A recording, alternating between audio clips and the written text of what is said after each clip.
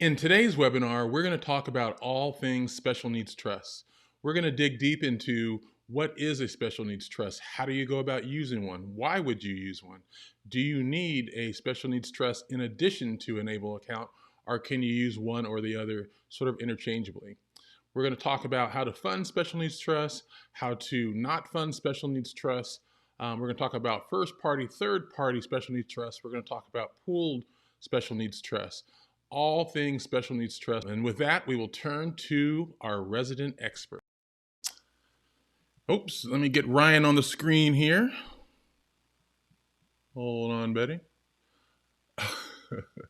This is why we need a test, Ryan. So let me get you there. Sorry, everybody. Let me get Ryan assigned.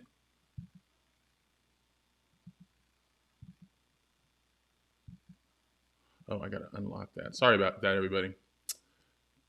Let me go here, unlock it, and assign you. There you go. But that's right. I was still dancing to the intro music anyway, man. I was like, whoop, boop, boop, boop. All right, guys. Sorry about that little hiccup right there.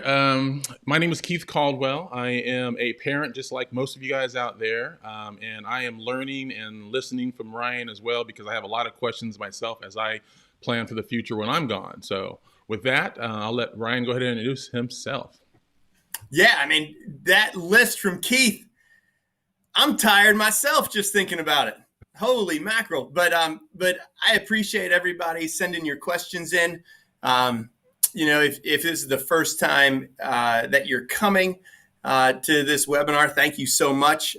Keith and I have been blessed to be doing these for folks since I believe 2013, Keith, if I remember correctly. So we've gone through quite a number of iterations, and we've stumbled on doing some of these question and answer sessions because we want to make sure we're answering questions that you guys have. And so we appreciate everybody that sent in questions on special needs trusts. And certainly, that's what we're going to talk about. So I know Keith has a bunch of those questions. We've reviewed them together. But just to give us an idea, there's a couple questions in there, just like Keith started.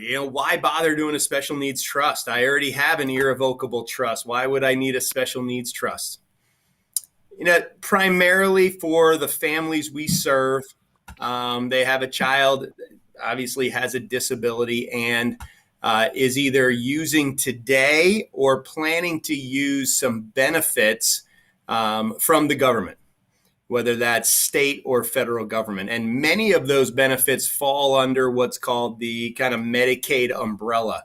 And so have to follow Medicaid financial requirements, which is an asset limit and a monthly income limit. And so the reason to use one of the reasons to use a special needs trust versus just a regular irrevocable trust for any assets you want to provide your loved one, your child, is because a special needs trust has very specific language in it that allows your child to have this money and be the beneficiary of this trust and yet still be able to access these government benefits, right? Still be able to qualify for them from a financial perspective. Just a regular irrevocable trust doesn't have that language in it. So it wouldn't it would still, the government would look at it and say, yeah, I understand it's an irrevocable trust, but it's not designed as a special needs trust, so they'll count that asset for qualification, and your child will very likely lose their benefit or the opportunity to have it. So that's one of the main reasons for a special needs trust, is to be able to still have your child have money and have money available to them, but at the same time be able to keep or access government benefits. And that can be from healthcare. It can be from helping to provide living arrangements, can help to provide food, right? SNAP, right? And or what a lot of people call food stamps, right? But those nutritional assistance programs can be hundreds of dollars a month to go buy groceries. Mm-hmm. I mean, that's an additional benefit that we really haven't talked much about, Keith, in the 8 years we've been doing this. We haven't talked about it at all, right? That's probably the first time, but that's a big benefit for a lot of individuals with a disability, is that additional dollars to help buy food. And so you could lose all those if it's not structured properly. And so that's one of the main reasons for the special needs trust. So interestingly enough, as I reviewed some of those questions, other things came up and said, well, how much, I don't even know how much I put in there. Right? How would I know how much to put in there as I'm starting to plan? I mean, life is so variable. Mm-hmm. You know, how do I figure out how to put in there? Is it really even worthwhile starting a trust? You know, I saw one question, hey, my child's 14. Should I even start one now? Because I have no idea how to split up my assets. I don't know how much should go in there versus how much should go for my other kids, or how much I should save in there today, right? Because I'm still trying to save for my retirement. And so I always answer that with a question like, you're right, that can be a challenge. But what I would come back to you and say is that everybody's number is going to be a little bit different based upon where your child is at 14, 15, 16, 5, 6, 36. But that's why you do a full plan, right? So, and that's what a lot of these questions are about, is there is a way to project out what your child's costs might look like over their lifetime, right, based upon what their diagnosis is today and where they are developmentally today. And how do you do that? Well, you either latch on to how to secure the future, you find a planner that does this work, and they should be able to guide you through that process and help you figure it out. And then you'll know exactly how much you need for your retirement and how much your child needs. And then you can make decisions with information with great clarity. So but there is a way to do that. You just need to get in touch with the right people. So part of that would also necessitate having an understanding about your costs for your other children, marriage, college, all other things that you have as a parental obligation. So you can't just look at it just for you and your spouse and yourself's retirement. You got to also consider your other children, if they have any other needs as well, in addition to the child with disabilities. Exactly right. And that's why it is, you know, a very comprehensive view of your family in terms of being able to make these decisions. Because part of that also goes back to a number of folks, of you guys who came back with questions. Again, we appreciate you filling those out. Is, well, why don't I just do an ABLE account? What the heck is the difference anyway? Why bother? We had, right, Keith? I mean, I don't know how many of the questions that we have, but that was, that was a pretty consistent theme. And that's pretty typical. We get that question a lot, is, hey, why not just do an ABLE account? It seems a whole lot easier to do that. What the heck is the difference? There's a few main differences. One, the ABLE account has an annual funding limitation. Right. So it has a cap that you can put in every year. A properly designed special needs trust has no cap, right? You could put $5, $5 million, $50 million, whatever, right? So there's no cap there. So there could be more flexibility in terms of when you decide to fund it, meaning that many people will fund a special needs trust at the end of their life. So if you decide that's how your funding mechanism is going to work, then if you're just using an ABLE account, you have to make sure you have less than $15,000 at the end of your life that you want your child with a disability to have and utilize. Right. So again, that can be limiting. The other piece is the ABLE account is going to have a value limitation, meaning contribution and growth inside the account right now. When it gets up to a certain amount of money, one of the government benefits, it's called SSI, which is a monthly income, will be suspended. Right? So not lost or forfeited, but just suspended until the ABLE account goes below that account value maximum. Isn't like $100,000 or close to that? It is, yep. So it's still that $100,000, right? And then SSI spend. You can have more than $100,000 in an ABLE account, but that's going to impact one of your loved one's possible government benefits.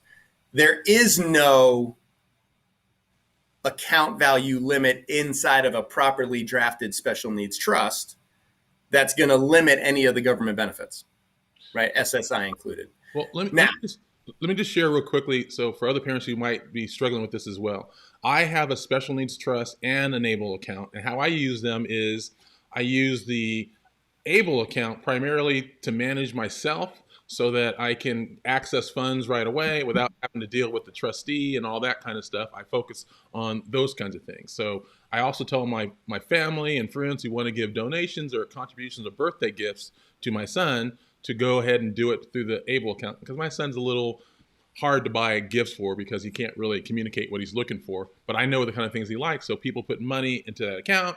I have access to it so I can, without having to go to a trustee or any of that kind of seeking reimbursement, I can just go do it with a card and pay for his golf lessons or whatever we want to do. So I sort of use them as tier. So if someone's going to donate a little bit of money, a couple $100, 500 or 1,000, whatever, it goes into that.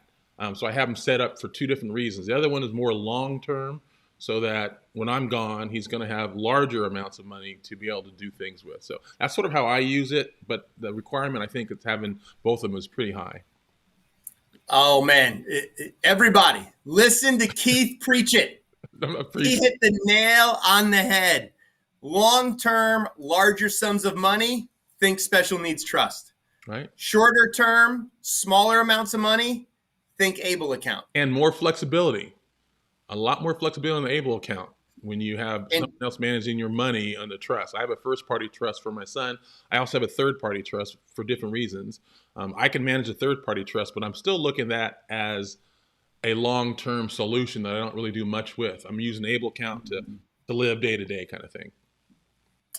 And that's absolutely true, because one of the benefits of an ABLE account, everybody, is that right now in the rules of the ABLE account, you can still pay for more things out of the ABLE account than you can from the special needs trust. I mean, they're close, but you can still pay for some more things out of the ABLE account than a special needs trust. The benefit is that now there's a rule that says you can take money from a special needs trust, like Keith's doing, and put it in the ABLE account. As long as you have enough room of that 15 annual max, right, of that annual maximum. So Keith's absolutely right. They absolutely work together, but that is usually a question we get is, is it one or the other? Why should I have this special needs trust if I can do an ABLE account? Hopefully we just answered that question for you. Hey, Ryan, can you talk really quickly about a pooled trust? Because I know I said we were going to talk about that. And then we'll sort of start getting questions. And I want to share with you something Ryan doesn't know. Some people who follow us on YouTube might know what I'm about to say, but Ryan does not unless you happen to see the video on YouTube. So Ryan, tell us a little bit about pooled trust. Okay. Keith is keeping me in suspense as well. He's, I don't know, he's got like a cliffhanger going on here. So I am on the edge of my seat, but I'll talk about pooled trust because that's what Keith told me to do, and I do what he tells me. I like that. So a pooled trust is, I always liken it to if everybody, and this can be, depending on all of our ages, this can be a distant memory, but one I want you to bring up from the archives. I don't know if you guys remember elementary school, But kind of when you walked into elementary school, there was one wall in your classroom that kind of had all these cubby holes, right? And that's where you put your book bag and your jacket and anything else you had, and it was yours, right? But it was a wall full of them. Think of that wall when you think of a pooled trust. So your loved one would have their cubby hole in the wall, but then another person would have another cubby hole, and another person would have another cubby hole. And what the organization who's managing that trust for your child is going to do is they're going to take the money from your trust and the money from the other person's trust and so on and so forth, and pool that money together so they can hire a professional money manager to manage the investment side. And then what this organization does is they're the trustee of your child's portion of it. So let's say your child's portion is $100,000 and there's $6 million in this pooled trust. Well, the $6 million is being managed as one entity by an investment manager, but yet they're managing your child's account. So when they take money out of it, it goes against your child's account. Your child's cubby hole. Your child's cubby hole. That's exactly right. And so the reason for that a lot of times is why you might use a pooled trust is, one, if you just don't have the assets necessary to have your own third-party trust, or it could be a reason of trustee, right? Maybe you want this organization as the trustee, and you want them to be the trustee of the trust, and this is what they offer. They offer this pooled trust mechanism. Because what happens is the good part about a pooled trust is that if your child's money runs out, they don't necessarily kick your child out of their services, because most pooled trusts, what happens is they're going to have other people who pass away before their money runs out. And typically a pooled trust organization, gets to keep a good portion of that money at the end of their child's life. That may help to fund other people. So it could be that, and we've had some people decide this, that don't have any other children. And that's an organization that has helped them out or will help them out by doing this. And they kind of want to pay it forward if their child does pass away with money still in their pooled trust account. And the money wasn't going to go to any other heirs or any other children. So they feel good about if there is money left over, it's going to go to other individuals with a disability to help them. Excellent. Okay, Ryan, and I see you guys' questions coming in. I'm going to get to them, and I'm going to get to some of the questions that we had from people who've already submitted in. But what I wanted to share with you, Ryan, and I did get preface, it was not a good thing. The reason I've been sort of gone for the last couple of months is I experienced yet another loss, probably my best friend over the last 20, 25 years, and who was my number one person after my death, who was going to take over my kids, who's in my special needs trust, and on and on and on, very entwined, part of my letter of intent, all of it died unexpectedly in May. Totally did not see that coming. And one, I was very, very depressed as a result of it.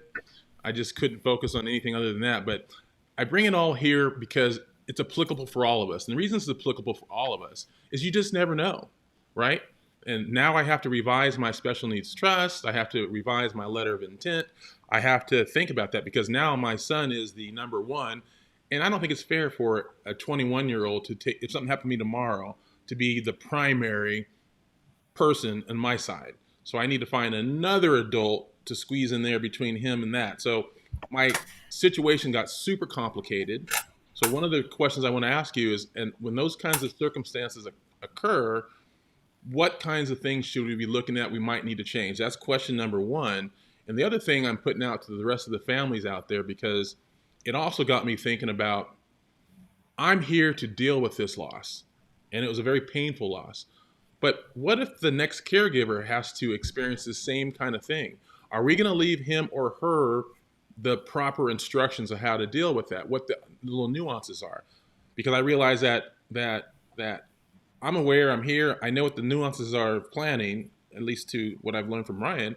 But what if my next caregiver is taking over me and they experience their next person? I know it's getting a little complicated, but I want you guys to sort of think through that, because we have to fill in the gap in our own thinking about how things play out as best we can. I mean, we can't be perfect, but as best we can to sort of think through how these kinds of unforeseen things, because she was in her 40s and I totally wasn't expecting that to happen, but it did.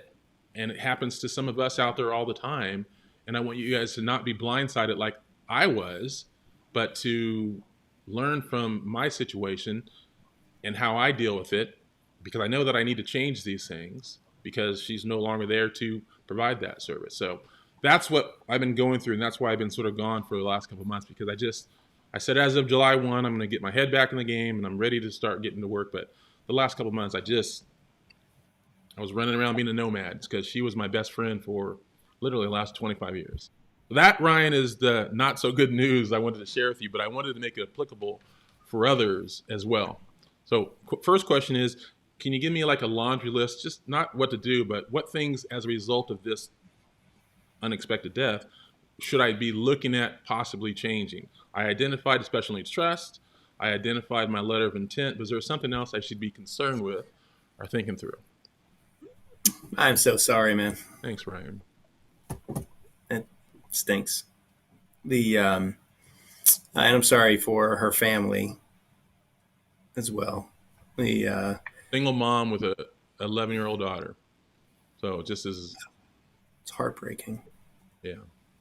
Yeah. I mean, I think you're thinking of the right thing, right? When somebody passes away, or also is not available anymore, right? Maybe they move to a different country, Mm-hmm. and it's just not going to be functional for them. That's why it is important to go back and review all these documents to make sure that the same people are still the same people, to be able to handle these jobs. I think you're right. You want to go back and, think through the folks in the Special Needs Trust and adjust who that is. Certainly the letter of intent as well. And that's, to me, Keith, this, and sometimes I know it sounds self-serving when I say it. Mm-hmm. I mean, don't do this stuff on your own. I mean, find an organization that focuses on this stuff and get a relationship and be a partner with them. I mean, just last month, Keith, I had a similar situation. I mean, I was a family I've worked with for years and years and years. I was in the hospice room, right, with them 4 weeks ago. I mean, the dad's 67 years old. Right. He's, as I continue to age, that's not very old, not 40, right? But diagnosed with cancer in December and in hospice within June, right? And I feel like you really want professionals in your corner who know you, know your family, Right. and can take some of that responsibility to make sure things are done. Right. And to make sure that you get them done, because we all have good intentions, but then it just kind of, everything gets overwhelming, right? No, we haven't done this before. I mean, I know Keith and I, and this is no offense to anybody, Keith and I were, and this is why we do these webinars. We love answering these questions. Mm-hmm. Keith and I were kind of chatting before we started, and we're like, yeah, did you review the questions? Yeah, I reviewed the questions. I said, did they seem similar to other webinars we've done? Keith was like, yeah, they're about the same. They're always the same questions. Mm-hmm. And that's okay. That's okay, because that's what we're here to answer. But what I want to make sure is that families, you get the answers to your questions, but then you figure out how to use those answers. Right. And that's the hard part. I mean, I can give you generalized answers here, but that doesn't do you. I mean, yeah, it gives you some information, but it doesn't help your plan. Right. I mean, what I just said was you need to figure out what those cost projections are. And a lot of people say it's impossible. Well, it's not, because that's what I do for a living. So I know it's not. And we get pretty darn close because we've had 16 years of experience and track record of doing that for countless families. And now we know because they're dying. And we know what the numbers need to be. And that's what I'm talking about. Those are the kind of relationships you want. You know, if you know what the problem is, there's a solution out there, right? If you know you have a heart issue, yeah, go to a webinar and learn about it. But eventually, call the cardiologist and go make an appointment. I mean, right? I mean, again, because these things happen. And then like you said, Keith, I mean, yeah, and we've talked about this before too, is as you do this planning, you want to have meetings, like literally facilitated meetings with all those people, right? So now, Keith, your circle just got smaller. True. Right? Because one of those people that would be in those meetings isn't anymore. So now your meetings are going to be you, your son, you talked about your niece, your ex, and literally those are the meetings that families should have. Is that hard for families to organize? Yes. Is it hard for somebody like me to organize and make the family do it? No. Because it's a third party. It's always easier for a third party to walk in and say, hey, this is the meeting we're going to have. Here's the agenda. Come with your questions about your family's plan and what everybody's responsibility is. It just is. Right? I mean, it's just the way, because families have dynamics. All of ours do. Right? And all of ours do. I mean, shoot. That's why I've been to a therapist before. Right? I mean, they know what to do. Right? My family's been to one. They know what to do. Right? It's just, they're the again, experts.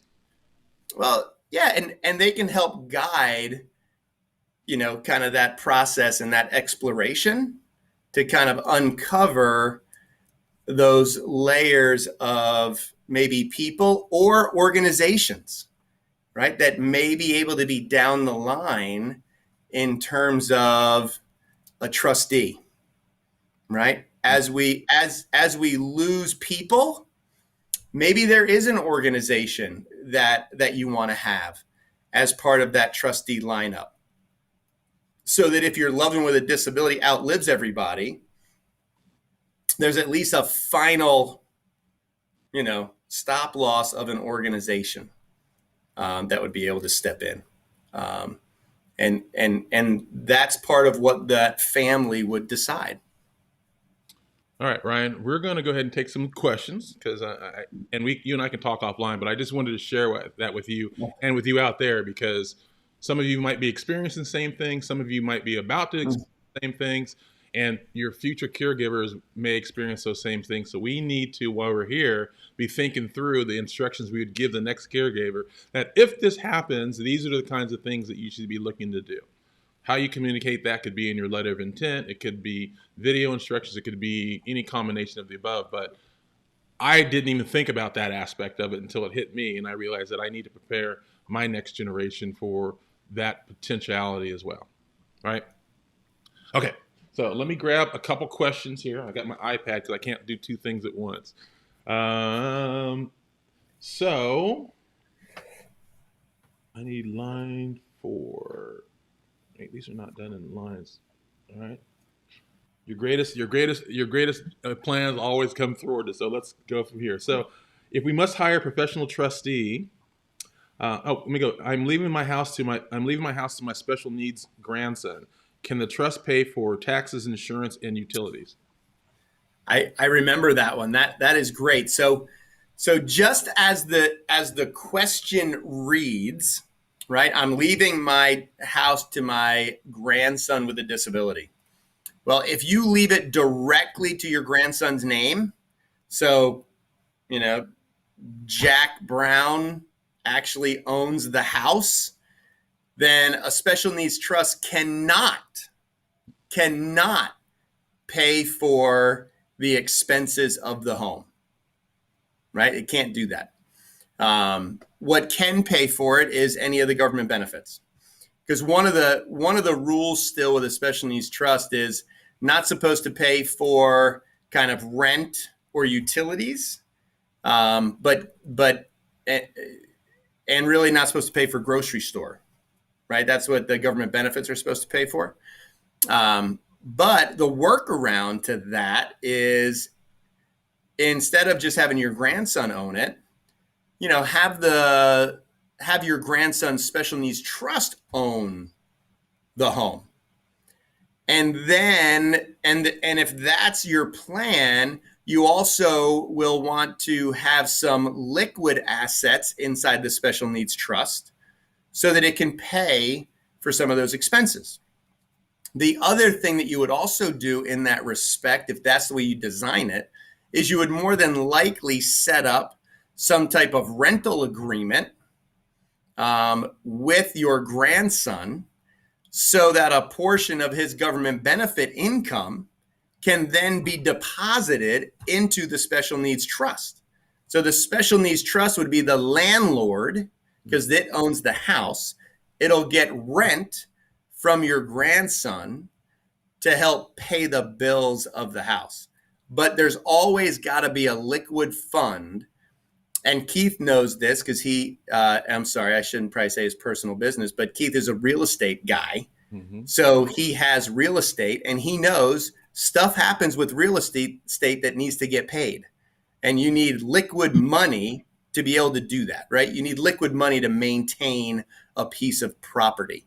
Mm-hmm. And so that's what I always suggest. If you're going to own a home that your child or grandchild with a disability is going to live in, you know, own it with the trust.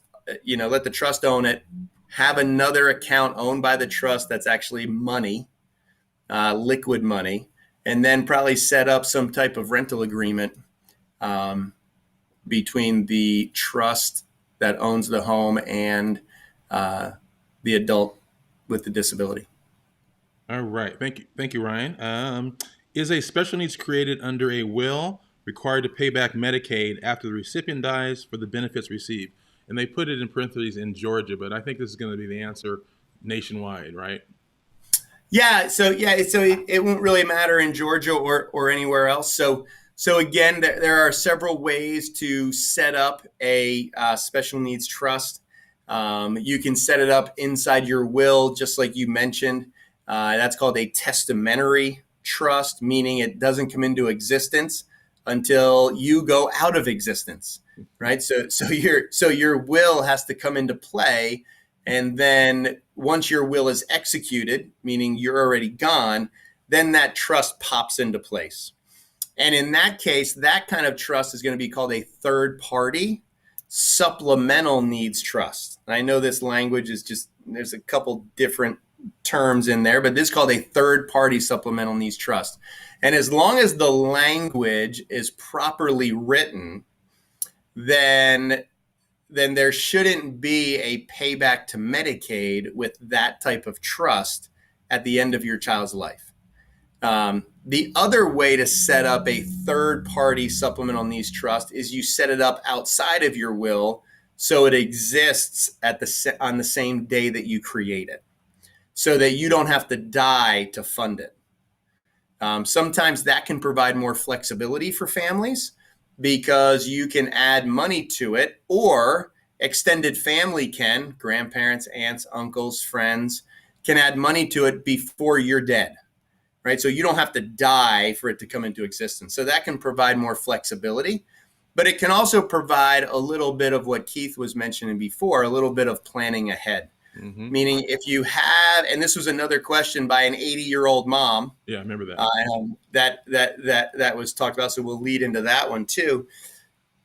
Is, do I fund the trust now or just wait till I'm dead? And so with a testamentary trust that's inside the will, you have to wait till you're dead. With a standalone third-party supplemental needs trust, you don't have to. And what I would say is you don't want to. I don't mean fund it with a lot of money, but I mean start the trust. I don't care if it's a checking account. Mm-hmm. Just have an account number that you can utilize. And why do we do that? Because it's easier for the next people, because it's already done. They don't have to think about, how the heck do I set up a special needs trust? What tax information do I need? Where do I go do that? How do I go do that? Right? All those questions they have to answer at a time when they're mourning the loss of someone they love, which could be a parent. True. Right? Because you'll be dead. And if you have other kids, they're going to have to handle that. So they're going to have to handle everything. And what we want to try to do is take as much off of their plate as we possibly can to make it that much of a smoother transition. So again, if it's a properly drafted third-party supplemental needs trust, whether it's inside your will or a standalone, it will not have a payback to Medicaid. And the reason is because it's not your child's money. Third party means that the money that funded that trust is from a third party to your child. So it's from you, grandparents, aunts, uncles, anybody else. What Keith mentioned earlier was another type of special needs trust, which is a first party special needs trust. That's different. First party, just because it says first party, means it's your child's money. And some of you might think, where are they going to get money from? Good question. From mom and dad. For most of you, that's not going to be applicable. But for some of you, it will be. So for some families, there might have been an accident or some type of lawsuit that ended with or resulted in a financial settlement. That financial settlement should go into a first party special needs trust, because that was provided to your child for a specific reason or harm to them. That type of trust, because it's your child's asset and money, does have a Medicaid payback to it, which means that if there's money left in that trust when your child passes away, Medicaid can come back in and state, since that trust has been opened, here are all the services we provided this individual, and here are the costs associated with those services. We want to get paid back for those costs, or for as many as we possibly can. They can do that out of a first-party special needs trust. They can't do that, at least as long as it's drafted properly. See that caveat I threw in there, everybody? As long as it's drafted properly, out of a third-party supplemental needs trust. So that's very important. The other reason why a first-party trust might be appropriate was another question that I saw and reviewed was, hey, and one of the questions was something to the effect of, I have a third-party supplemental needs trust drafted for my son. If they get an unknown inheritance from someone, can I just dump it in that trust? No, not if they're named specifically in that other person's will or on a beneficiary designation as going directly to them. Really, in that case, it's really their money, and it should be a first-party special needs trust that should be designed to capture that money. And as a parent or grandparent or aunt or uncle, you should never add your money to a first-party special needs trust. See how, and Keith kind of mentioned this really quickly, but it's a very important distinction that he had to do in his plan. And I know he doesn't mind me sharing this stuff because he would anyway. His son has a first-party special needs trust, but if you heard him, he said he started a third-party supplemental needs trust and enable account. Mm-hmm. And the reason is if Keith dies, mm-hmm. he has money that he wants to go to his son with autism, right? A specific dollar amount. Mm-hmm. Well, he doesn't want that blended into the first-party special needs trust, because if his son with autism predeceases his other son, mm-hmm. he doesn't want all the assets to go back to the government.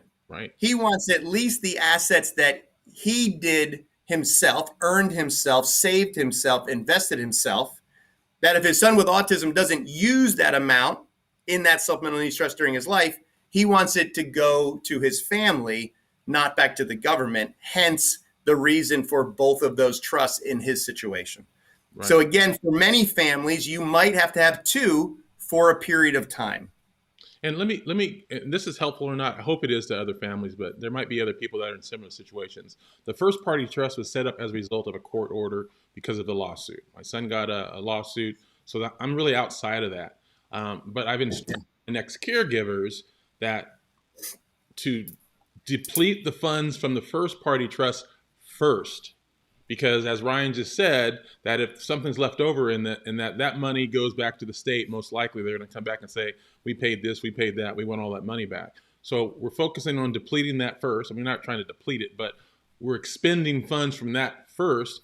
The other one I set up as a third party trust, and I added my son and soon to be my niece as secondary, what you call them? Trustees. Be able to manage that account. It's an investment account. So we have mutual funds and other things that are in that thing, so that they have the ability, if something happens to me, they can come in and make trades and stuff on that behalf.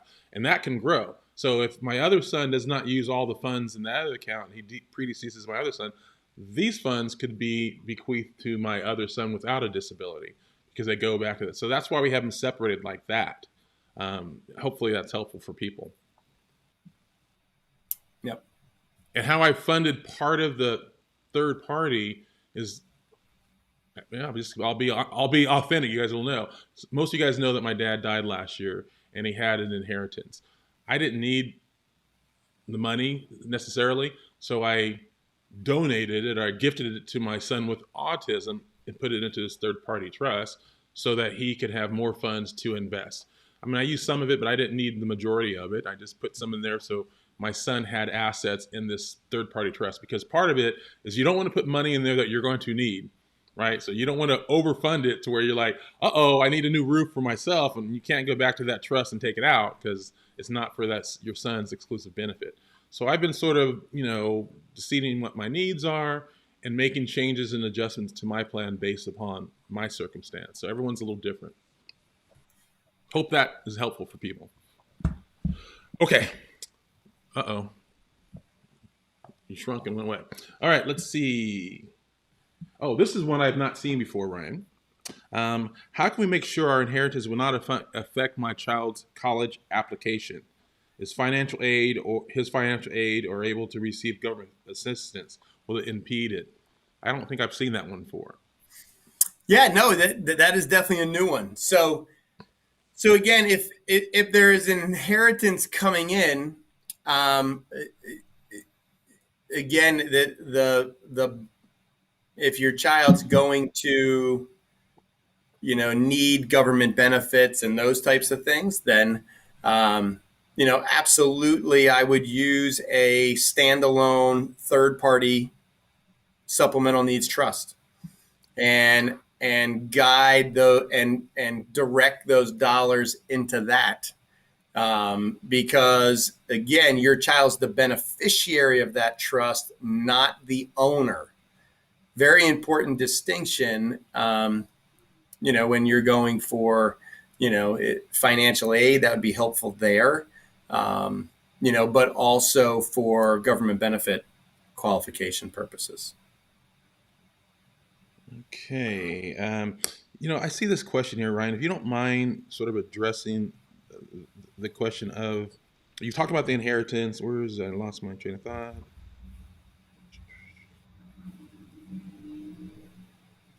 Weird noise. I think it's my house is doing weird things. Your house is talking to you. It is. So this was assuming third-party trust is set up prior to acquiring unforeseen inheritance. Can the money be put in this particular trust and not impact benefits? I guess it's about if it's designed properly. Well, again, if it's a third-party supplemental needs trust and the inheritance comes in directly to your child, you should really, to be really safe, is really do a new first-party special needs trust and put that inheritance into that one, and then use that money first for any of their needs going forward. So, That would be the safest way to do it. You could try to do it the other way, but you're taking a risk if Social Security starts to examine right. that money. Well, I'm going to share something with people. Ryan might have the same experience. The question we get primarily the most time is, how much does it cost? How much does it cost? How much does it cost? So I've seen it. I mean, we paid, I think, $2,500 to $3,000 for his first party trusts, and then another $2,500 for the other one. So $5,000 between the two of them. I don't know if that's the ballpark. I mean, if someone's charging you $20,000, unless your situation is super complex, I think that's probably unreasonable.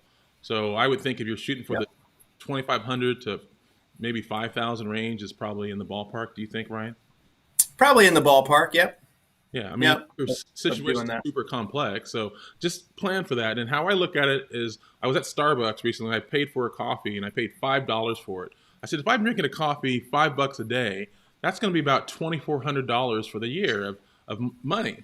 So we can find a way to fund for these things if we just, be creative about it and make that a priority. So I don't want that to be the reason, but it's going to cost about that. So I want to address those questions because we get that a lot, right? Yeah. I think the assumption Yeah. is really, really expensive. Yeah, and it depends on the area of the country you might be in as well, which will have an impact. Let's talk about two things that I saw questions that came in. We're going to group them all together in the interest of time. And then I'm going to get to you guys over there. I haven't forgot you, but I'm giving priority to the people who submitted them first. So there's a question of taxation. There's a question of funding and how not to fund. I know you and I have talked about how not to fund because I had a lot of creative ideas where you said that would be really idiotic, Keith. Well, thank you for letting me know that in advance. Well, you may not have said it that way, but you told me that's. I hope I didn't, yeah. But to you, I might have. You might have. Because you and I, we can talk to each other like that, which is awesome. Right. I'm always trying to find creative ways to pass to the next generation. Yeah. And Ryan said, well, this is how it's going to apply if it gets taxed. So why don't you share with us the tax implications of special needs trust? Because I know it has the compressed thing. And how to fund and what kinds of things not to fund. Can you talk briefly about that? And this is sort of answering all the questions relating to that came in.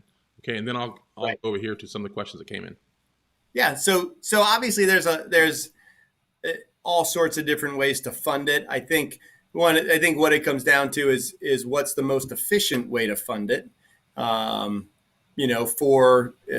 families. And so, one of the things that I see a lot is obviously so many folks just in our everyday, work for a company. And when you work for a company, you sign up for the retirement plan. Most of them are called a 401k, and you start putting money in there. And you like it because you don't pay taxes on the money each and every year that you make a contribution.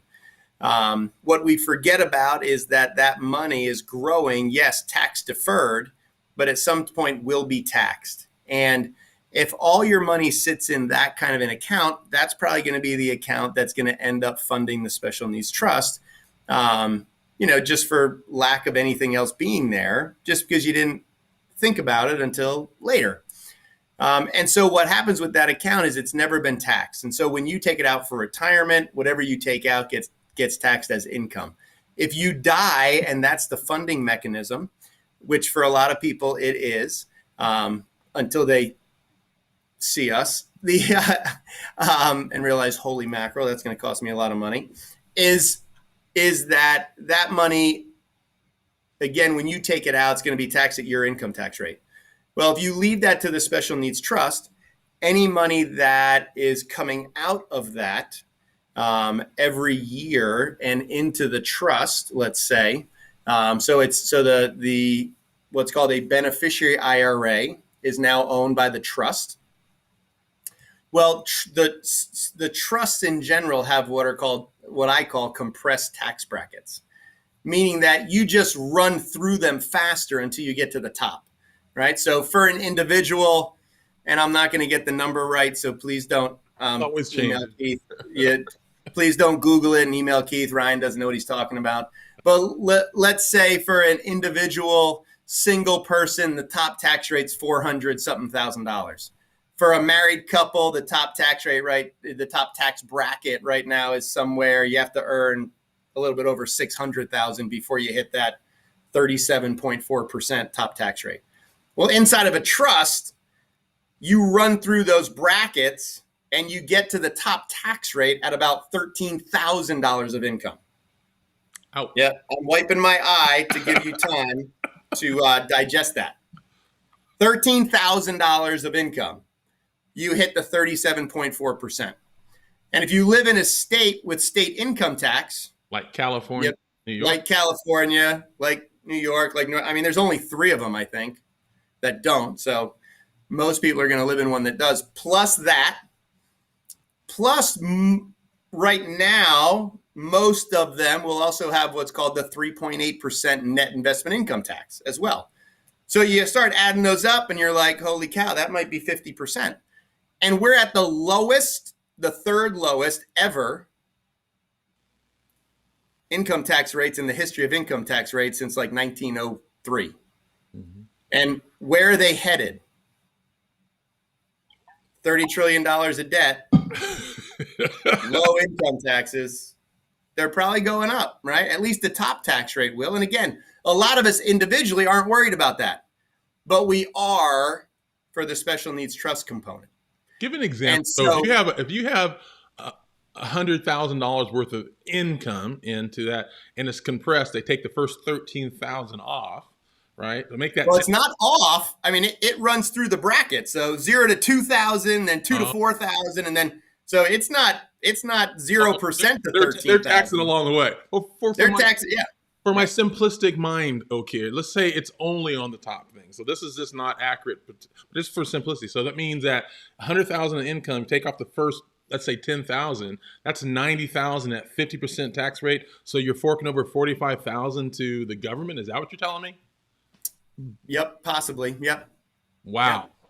Now again, there can be some fancy accounting you might be able to do depending on what else is owned in there. But anyway, so a 401k can be a good tool, but it might not be the best funding tool. Now, again, when that 401k goes in as a beneficiary to the Special Needs Trust, there's also rules from the Secure Act at the end of 2019 that came into play that still allows a special needs trust, because the beneficiary is an individual with disability, to take what's called a required minimum distribution, right? So you don't have to take it all out in a compressed time period, whereas before that you did.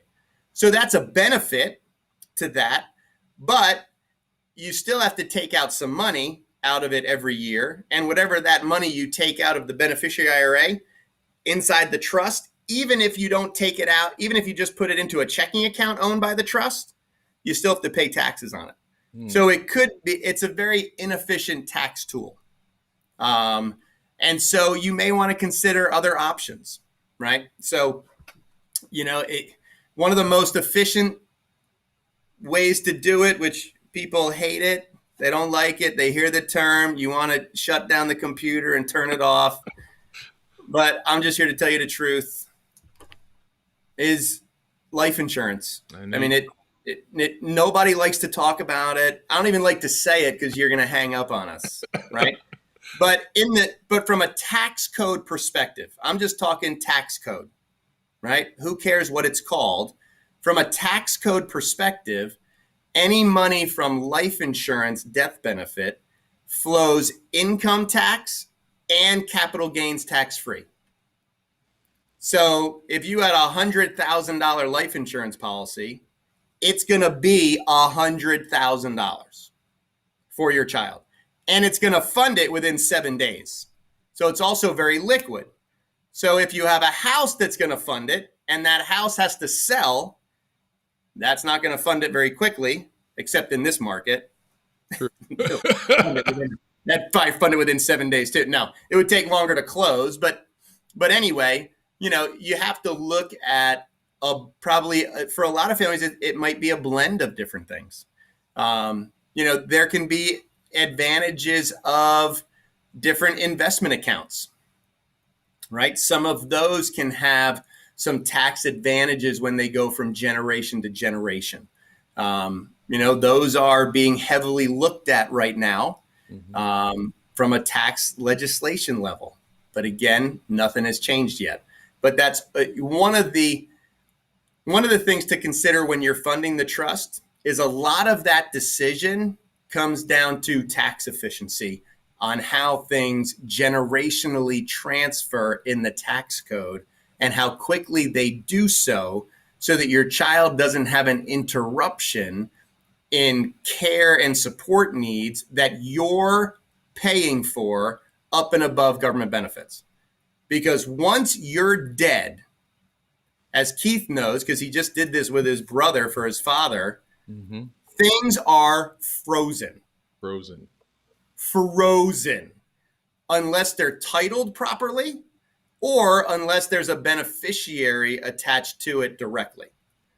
And so if it's frozen, the question is, if you didn't plan ahead and understand those rules, who's going to pay for those support needs in the next month? Just an update. We just had our first hearing on our probate situation. What's that?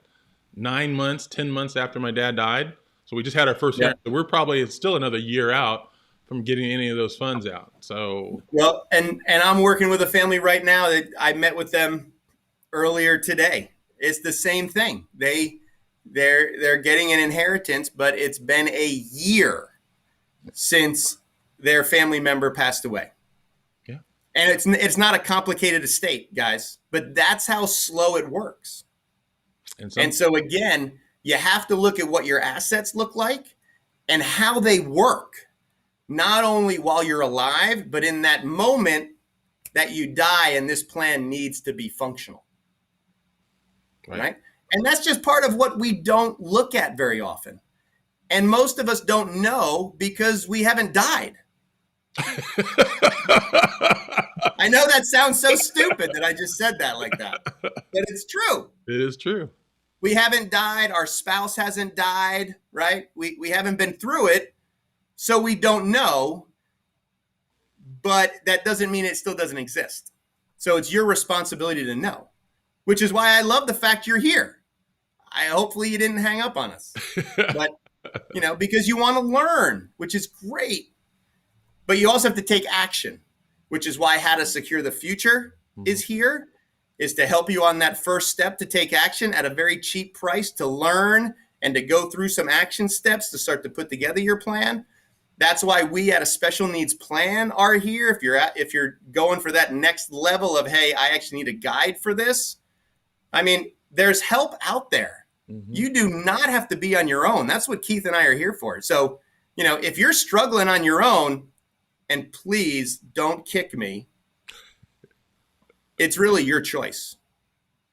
It's your choice that you're struggling on your own because you don't have to. Right. People are here to serve you guys. Okay. All right. I'm a little nervous about this, but give me a chance. I am going to try to get some of those questions that I see over there. So Ryan. Let's do it. Ryan and I didn't have a chance to do our pre-webinar technical check-in, so I'm going to try something here. Bear with me. Here we go, everybody. I know. I'm nervous. You know how I feel about that. I like to test all that stuff. So here we go. I'm going to try to bring you on. Is that you? I stress Keith out, everybody. No, that is not you. I got to sign. Hey, Alan and Tracy, thank you so much. That's very kind of you. No, I don't think that's going to work. We're going to have to do that something else. Hold on, everybody. All right, Ryan, we're going to have to, I'm going to have to go to the questions there because and we'll talk later. Okay. All right. So I see some questions came in. Carolyn Rogers says, I understand the ABLE account grows tax-free versus the special needs trust is taxable as a trust. Is the ABLE account preferred with assets up to 400,000? Well, I would say kind of what we talked about before, Carolyn, is I would say it's a great tool to keep at $100,000 or lower, due to the fact of the Medicaid payback provision inside of an ABLE account in most places, from a federal level. Hopefully that changes, and also from an SSI level, that supplemental security income still being there. So for now, again, barring knowing the rest of your situation, as kind of just a general rule, I try to keep ABLE accounts under $100,000. right? Because you do lose some of those benefits, right? Yeah. Now again, yeah. So we could go into a whole nother thing if, as parents retire, that decision might change. Right. We have talked about that in previous webinars. We have. And just Yeah. remember, guys, you can always look at some of our historical webinars on pooled trust, Yes. special needs trust, on the importance of Able able accounts. account and special needs trust at the same, because we get in depth on those. At the request of some parents last time, they had suggested that we break our question and answer webinars to a specific topic, because we did our last one that was on everything and it was all over the place. Right. And It was. we didn't know how that was going to play out, but we've learned our lesson from that. So Slim Dog, I like that name. Hey, all right. Slim Dog, but wouldn't you want to fund that special needs trust at death to avoid the massive tax drag, perhaps from a revocable living trust? Again, depending on your individual situation, you might not want to put a lot of money in that special needs trust early on in your life. Yes, you're right, because you have to manage that trust with taxes in mind, just like we talked about. When you fund it, you have to fund it with taxes in mind. But then, just like you said, Slim Dog, you got to manage it with taxes in mind. So for the most part, usually we're looking at parents saying we want to fund it later in life with the majority of the money. What we're saying is, just to prepare the other people for less things to do, is, hey, if you open a special needs trust account with $100 and just keep it in a money market or a checking account, there's no taxes to pay. And it's open. Yeah, is it a lost $100? Yeah. But man, those next people are going to praise you for doing it. Because you're going to have already got the tax ID number and all the things to create it, which if they don't know what they're doing, then they're going to have to learn at the same time they're mourning your loss. So for that reason, I agree. So Mark Ambrose, sorry your name is not the same as Slim Dog, but I'm going to go ahead and broadcast it. Slim Dog is going to be my new name. I like that. Mark Ambrose is asking, I'm funding the great majority of my daughters at attainment of room to. I'm funding the great majority of my daughter at attainment of room. All right, maybe I didn't mean that. I'm sorry, Mark. Gordon Colston, assets would typically qualify for a special needs trust.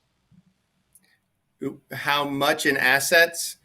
Well, it depends. I mean, you can have as many assets as you want in the special needs trust. If you're looking for a corporate trustee, meaning a company like a bank or a financial institution, to manage it or to be the trustee, you're probably looking somewhere of $1 million to have that in there.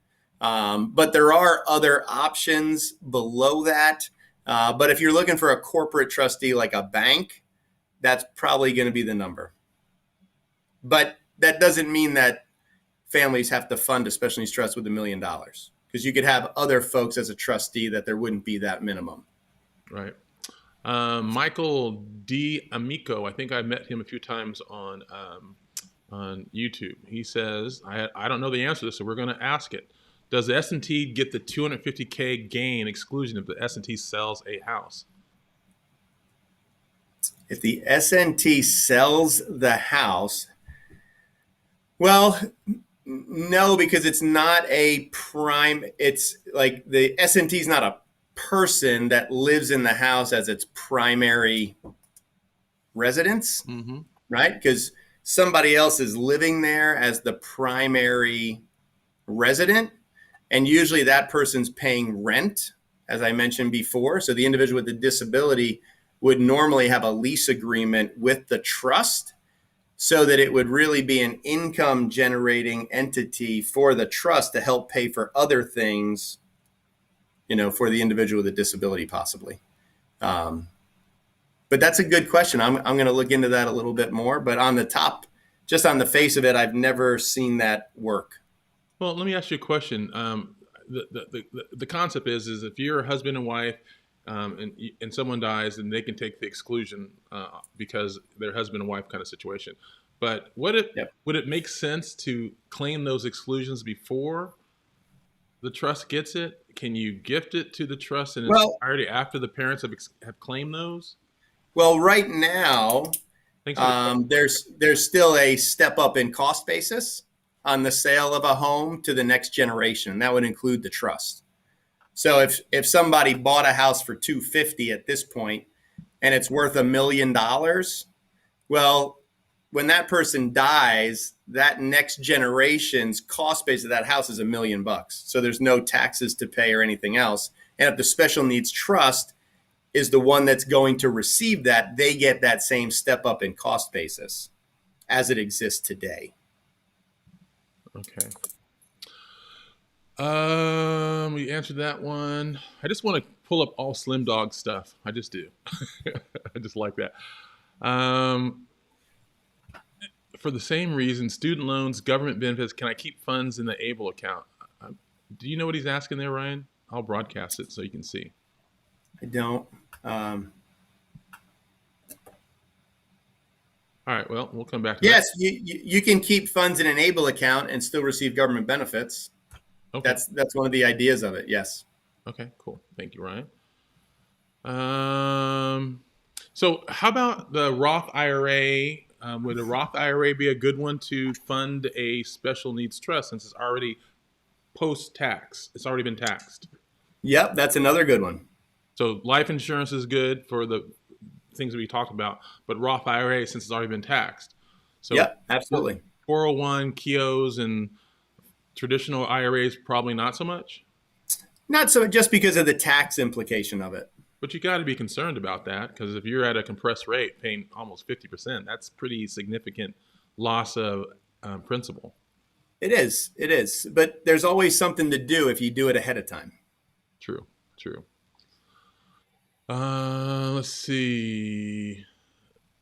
These guys are all talking to themselves. So good. Awesome. Roz 805. I hope she's from the 805 like Bakersfield. If you're all, shout out to the other Californian there. We have 3 conservative adults. Do we need 3 separate special needs trusts, or can we have one?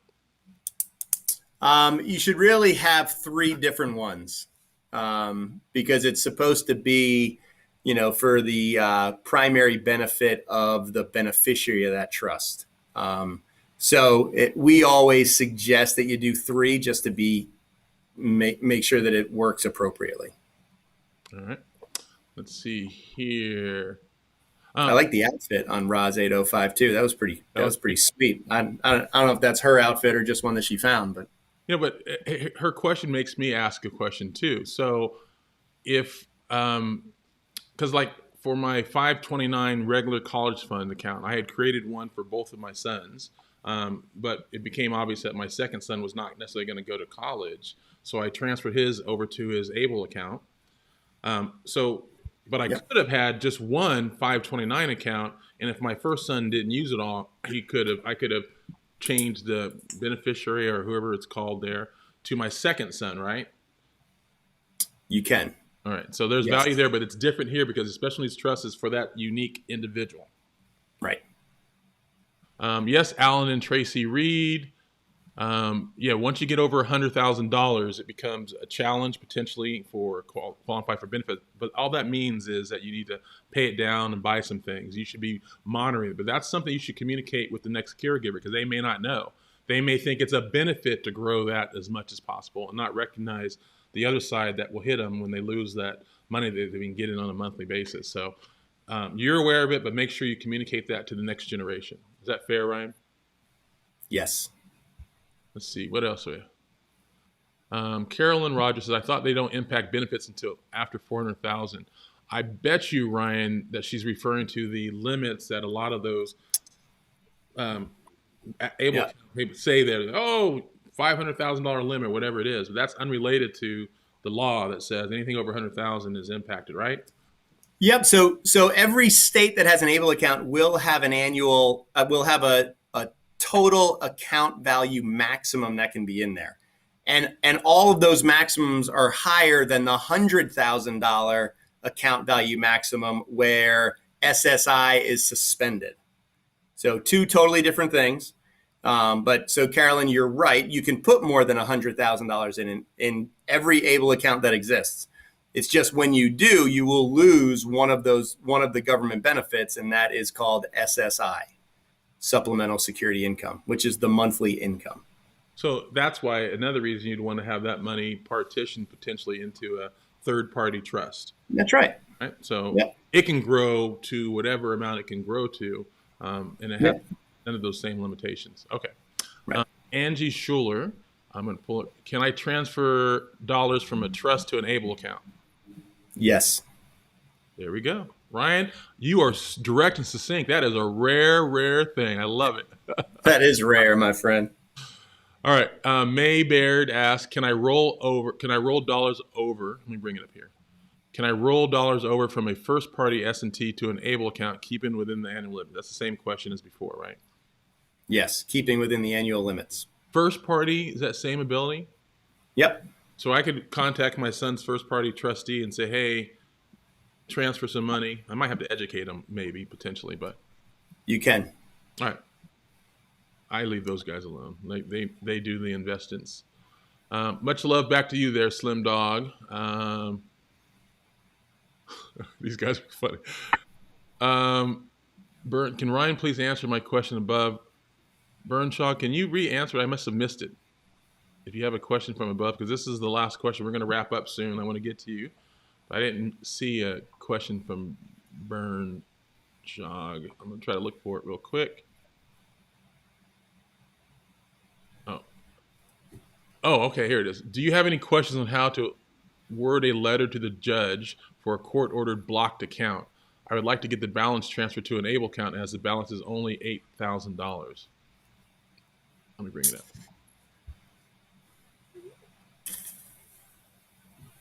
up.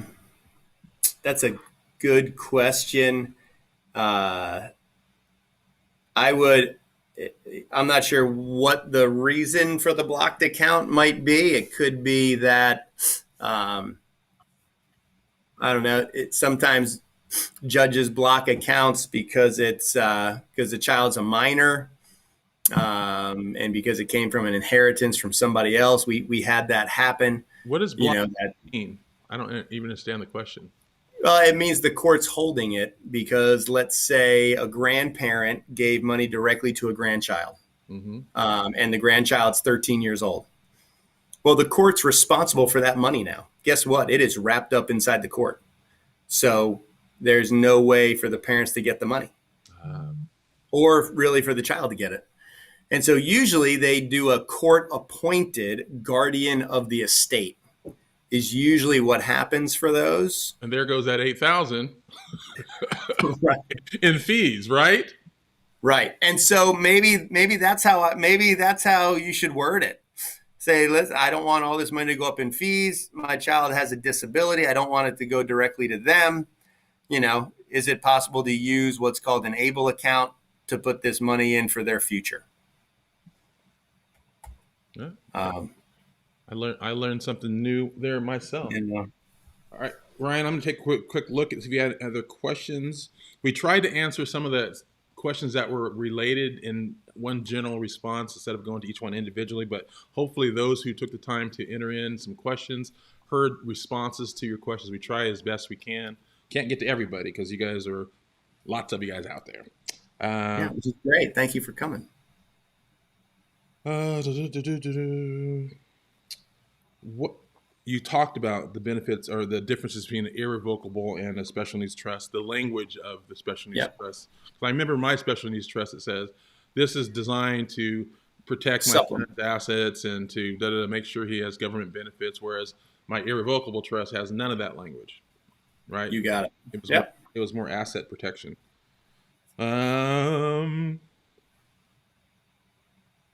How do I do a special needs trust for my dependent young adult who is dependent disabled child? Is there a guide? She is on my TRICARE for survival benefits. Do you understand what that question is asking? I think it's with the military benefits. So, if you want, it's because TRICARE is a military benefit. So if you have a military pension, you can leave your military pension to a very specific type of special needs trust that qualifies to receive that income and not count that income against your child's monthly maximum income limit to qualify for government benefits. That's a very specific, that's another very unique and specific type of special needs trust, where you definitely need an attorney who knows what they're doing with that type of trust, if that's the question that you're asking. Well, that brings up something else that I saw that come in a few times. I know some people have went out and got their trust done, and they're asking whether or not their trust was designed right. If you're asking that question, most likely there's some challenges, because whoever you hired should have given you that kind of confidence in their answers and their way they interacted. Meaning that we have a series of questions that we ask our customer clients to ask potential attorneys to see if they have any idea. If they don't know what an IEP is, they don't know what SSI income is, they don't know some of these things, then they're not the right one. Because some of these attorneys get these cookie cutter templates and they just put in your name and charge you $3,000. It can't be that way. When I was working with my attorney to create mine, we had a dialogue about what I was trying to achieve, what I wanted to accomplish, and they made changes to my plan to accommodate some of the things that were important to me and my family.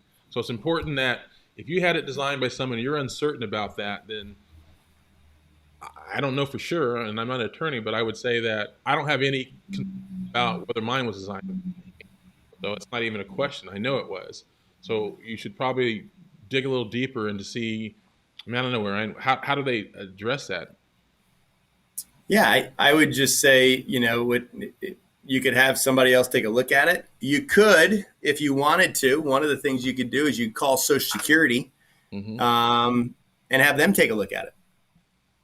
Yeah, and ask them to, it's better to find out now and ask them to review your trust to make sure it qualifies. That's a good idea. I hadn't thought about it. See, Ryan, you are awesome. All right, we're going to wrap up with just thank you. And that's actually a question that you could ask an attorney that you're hiring. Have any of your trusts been reviewed by Social Security, and have they been approved as a special needs trust to qualify? All right. Okay. Because if they haven't, then maybe they haven't written enough of them. True. Well, again, special needs trusts get audited. So if there's an attorney that writes a lot of them, they've probably been through that process before. And it made it cut the mustard. You don't want to find out the hard way that, he didn't really know what he's doing. Now you're trying to get, reimbursed through his, his E&O insurance or whatever he's got, as opposed to having it done right, and your child is still in this situation. So, right. Ryan, I think I know the answer to this one, but we're gonna wrap up with this one from May Baird. Do you have to file a tax return for an able account? I don't think so, but I'll let you go ahead and answer that.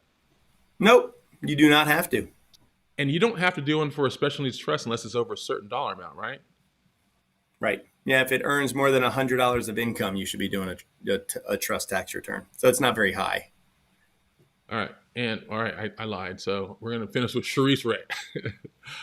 Can a third-party special needs trust be either revocable or irrevocable? It has to be irrevocable. Yeah, it should be irrevocable. We've had a few that have been revocable that seem to pass the test. But we lean on the side of, let's make sure we don't give them any reason not to use it. So we like to lean on the side of irrevocable as a preference. Okay, everybody, we thank you. Thank you. Some of the people said they learned something from us today, so that's pretty awesome. And we awesome. Learned something today. We learned that Ryan and I need to get together a few minutes before to check our technology. And we will do so, and we will always continue to endeavor to do better. Thank you guys for joining us. Any final words of wisdom, Mr. Platt? Oh man, did I have any words of wisdom anyway? Absolutely. Even during the hour and 20 minutes, I'm not sure. So for parting words of wisdom, I don't know if I have any of those either. All right, you guys, thank you very much. We will see you guys at the next one.